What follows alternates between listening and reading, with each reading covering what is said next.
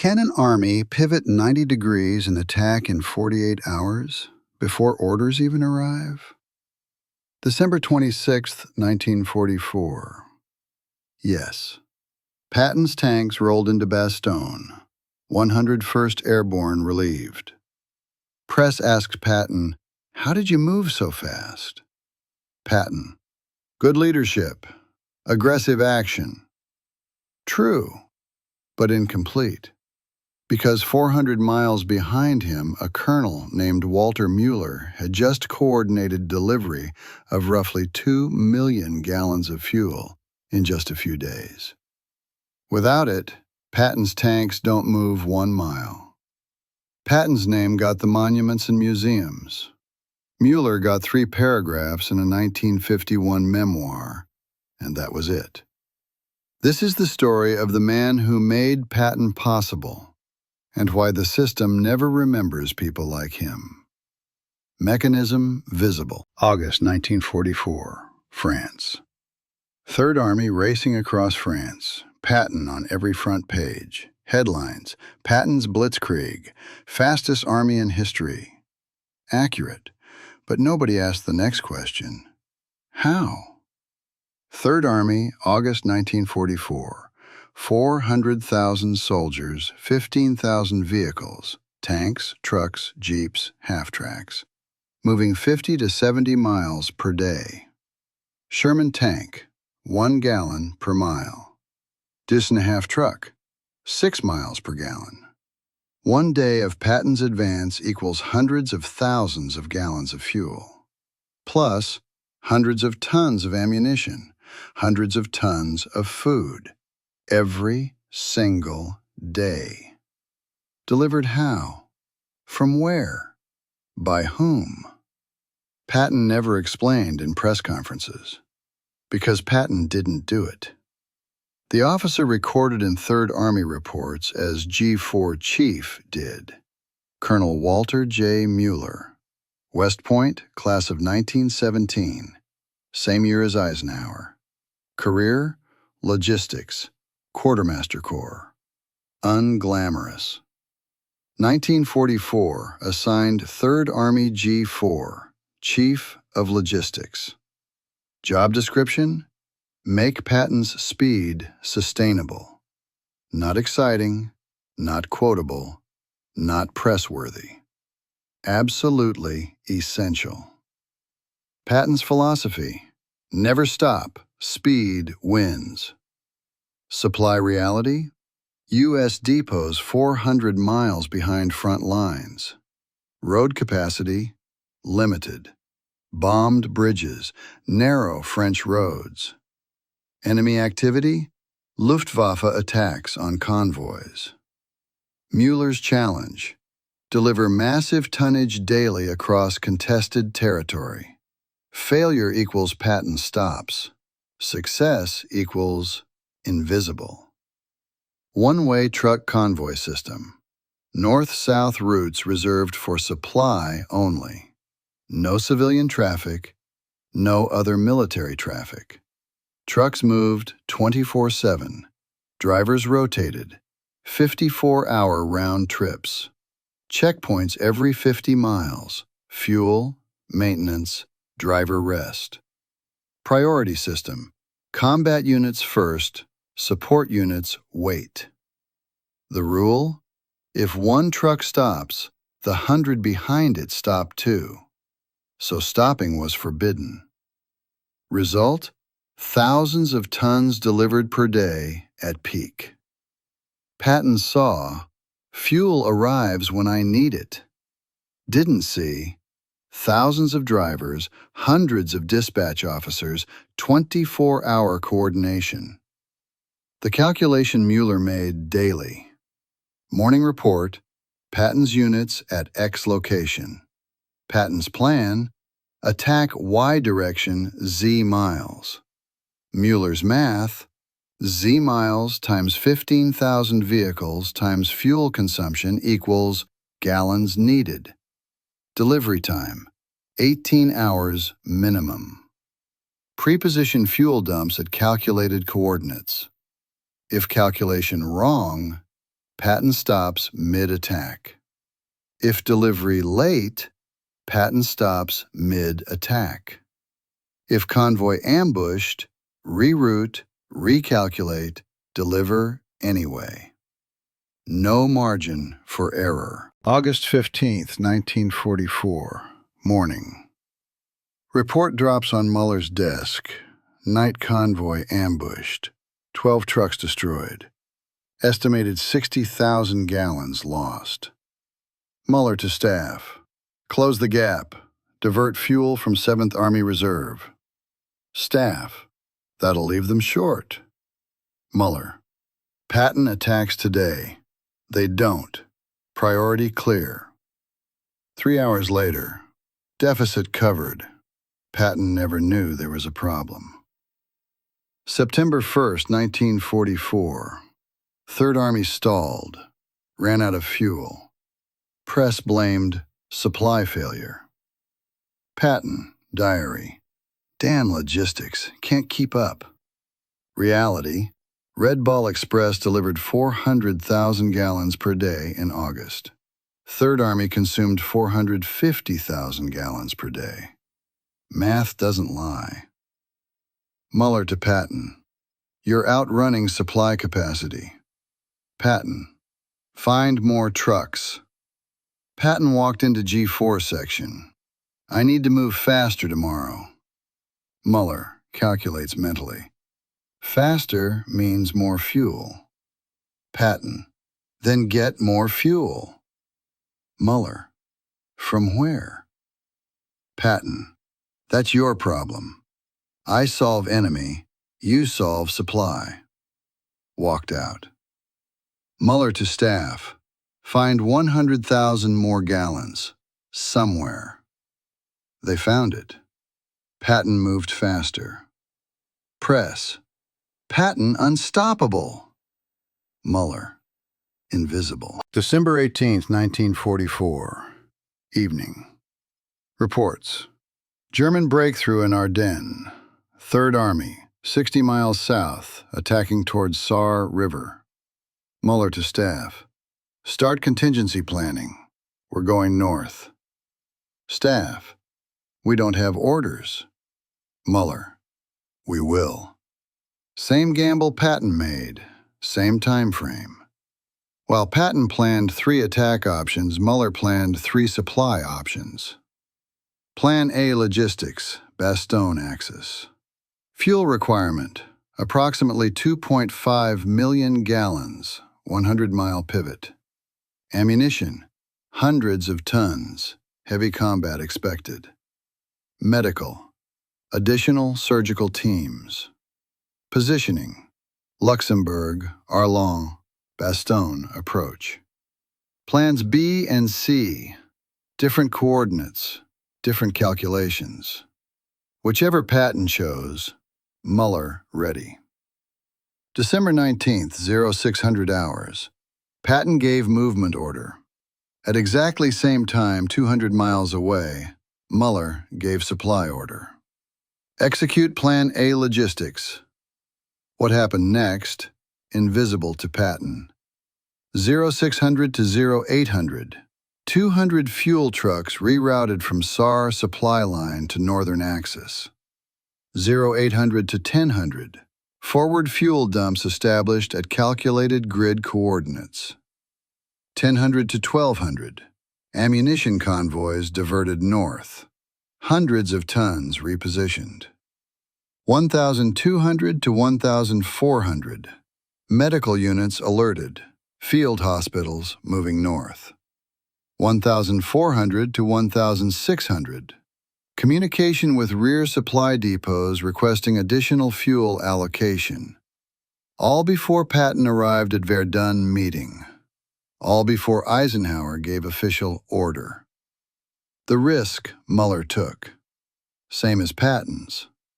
If Eisenhower picks different axis, fuel wrong location, wasted movement.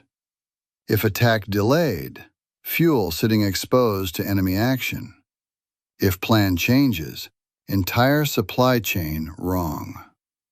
Muller betting on reading Patton correctly. just like Patton bet on reading Eisenhower. But only Patton's gamble made the history books, while Muller positioned fuel. December 19th, morning, Bastogne. 101st Airborne, surrounded, low on ammunition. A medic opened the last crate of bandages, counted, enough for maybe 12 hours. Outside, German artillery, constant. Nobody knew if supply was coming. Nobody knew Patton was pivoting north. Nobody knew Muller was already moving millions of gallons. The medic just kept working and hoped somebody, somewhere, was doing the math. 400 miles away, somebody was. That medic never heard Muller's name. But if Muller's calculation was off by even a day, 12 more wounded men wouldn't have made it. The fuel that saved Bastogne was already moving before anyone in Bastogne knew help was coming. December 22nd, 0600. Third Army attacks. Patton's armor moved north, on schedule. Not because Patton ordered it, because fuel was already there. December 22nd to 25th, the supply crisis nobody saw. Patton advanced 40 miles in 3 days, faster than Muller's calculations predicted. Original estimate, 400,000 gallons per day. Actual consumption, 520,000 gallons per day. Difference, 120,000 gallons per day shortfall. Over 3 days, 360,000 gallons deficit. Muller's solution: diverted fuel from 7th Army supply allocation, requisitioned 200 additional trucks from rear depots, ordered Red Ball Express to increase speed, 45 miles per hour to 55 miles per hour, above regulation limit. Personally drove to forward fuel dump to verify delivery. Result? Patton never knew there was a problem. Tanks kept moving. December 26th, 1645. Bastogne relieved. 4th Armored Division broke through. Patton to press. We moved faster than any army in history. True. Press didn't ask, how much fuel did that take? Answer, approximately 2.8 million gallons in 7 days. Coordinated by Walter Muller's supply system. Mentioned in press coverage? Never. What Muller's job actually looked like. Not press conferences, not strategy meetings. Numbers, trucks, crises. December 23, 1944. Muller's Day. 0330. Wake. Review overnight convoy reports. 1 convoy ambushed, 12 trucks lost. Estimated 60,000 gallons destroyed. Recalculate. Can still meet minimum requirement. Barely. 0600. Staff meeting. G3, operations, reports. Patton advancing faster than planned. Muller. How much faster? G3. 20 miles ahead of schedule. Muller calculates. Additional 100,000 gallons needed. Find it. 0800. Call to rear supply depot. Request emergency fuel delivery. Response. We're already at capacity. Muller. Reduce deliveries to other sectors. Priority 3rd Army. Response. That requires SHAEF approval. Muller. Get it. 1000. Patton walks in. I need more artillery ammunition. 4th Armored hitting heavy resistance. Muller. How much? Patton. 200 tons. Tomorrow. Muller thinks. Impossible. Says. You'll have it. 1,200 to 1,400. Divert ammunition from 81st Division to 4th Armored. 8010th Division Commander complains. Muller, take it up with Patton. 1400. Report. Bridge destroyed on Red Ball route. 6-hour delay. Reroute 40 trucks. Recalculate. Still meets minimum. 1600. Medical unit low on plasma. Request airdrop. Weather bad. Send trucks anyway. Backup plan. 1800. Patton wants status update. Muller. Fuel, adequate. Ammunition, adequate. Medical, tight but covered. Patton. Good. Keep it moving. Meeting, 3 minutes. Muller's work behind that 3-minute brief, 14 hours. 2000. Review tomorrow's plan. Patton attacking toward Houffalize. Calculate fuel needed. 450,000 gallons. Available, 420,000 gallons. Shortfall, 30,000 gallons. Solution. Reduce supply to non-combat units. Combat priority only. 2,200. Final dispatch orders. 80 trucks launching 0400. 2,330. Sleep. 4 hours. Repeat. Every day. December through March. The invisible decisions. Every Patton attacks headline equals 50 logistics decisions Muller made 24 hours earlier. Every Third Army advances report equals 200 trucks coordinated. Every Patton's speed story equals hundreds of thousands of gallons delivered. None of it visible, none of it quotable, all of it essential. If fuel calculation wrong by even 10%, Patton stops. If Bastogne falls, different war. The basement bandage that runs out depends on a desk 400 miles away getting the math right. May 8, 1945. War ends.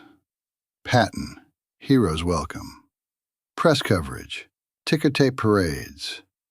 Muller, returned to United States. Retired quietly. No press. Post-war recognition. George S. Patton, 1970 film, Academy Award. Museums dedicated to his legacy. Public memory. Immortal. Plus 50-plus biographies, postal stamps, monuments. Walter J. Muller, Legion of Merit, same medal as Patton. Mentioned in Omar Bradley memoir, 2 paragraphs. Mentioned in Blumenson, Patton Papers, 1 page. Wikipedia page. Created 2018, 73 years later. Public memory, none. Why the disparity? Not malice, structure. Visibility. Patton's decisions, dramatic. We attack at dawn. Muller's decisions, technical. Reroute convoy to alternate supply point. Press covers drama, ignores logistics. Narrative. History loves generals. Decisive, quotable, cinematic. Fuel calculations, essential. Also boring to general public. The system. Military credit flows upward, always. General orders, attack arrow, gets credit. Staff enables attack arrow, gets mentioned in footnote. Maybe. But here's the balance. Muller's system only mattered because Patton demanded speed. Without Patton's aggressive culture, Muller's innovations unnecessary. Patton created the speed culture. Muller made the speed culture sustainable. Both essential, only one remembered. Who made Patton fast? Answer A. Patton.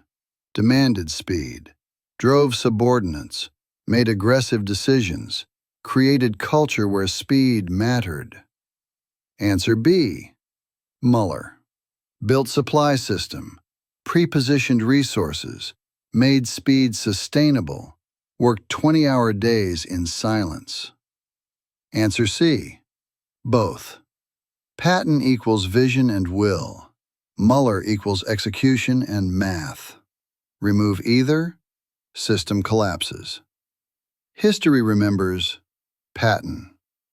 Is that fair? No. Is that how it works? Yes. If Muller's math was wrong, Bastogne falls. Different war. But the face gets monuments, the math gets forgotten. Credit flows upward in hierarchies, not unique to military. Every CEO has operations team. Every politician has staff. Every famous person has invisible support. We remember the face. System stays invisible. Muller understood this, did his job anyway, not for credit, for mission. This work, when done right, means nobody knows your name. But wars don't get won without it. Speed has a face. Speed also has fuel calculations nobody sees. Walter J. Muller died 1978, largely unnoticed outside military circles. No major press coverage, no mention made Patton's speed possible. No mention millions of gallons coordinated. No mention Bastogne relief enabled by his logistics. Just quiet retirement, quiet end. Patton Museum, Fort Knox, 100,000 visitors per year. Patton biographies, still being published. Patton quotes, taught at West Point. A good plan violently executed now is better than a perfect plan executed next week. True, but incomplete. Violent execution requires hundreds of thousands of gallons of fuel, hundreds of tons of ammunition, delivered on time by someone whose name you don't know. Why does victory have a face, but the system behind victory stays invisible? Not accident. Design. Faces inspire, systems don't. Patton quotable. Muller technical. One gets monuments, one gets 3 paragraphs. Mechanism visible. Victory has a face, but victory runs on fuel calculations nobody remembers. That's the story. Thanks for being here. Not everyone cares about this level of detail, the math, the logistics, the people who didn't get monuments. If you do, you're in the right place. Subscribe for more. And comment, who's the Muller in your story? Someone who made it possible but didn't get credit?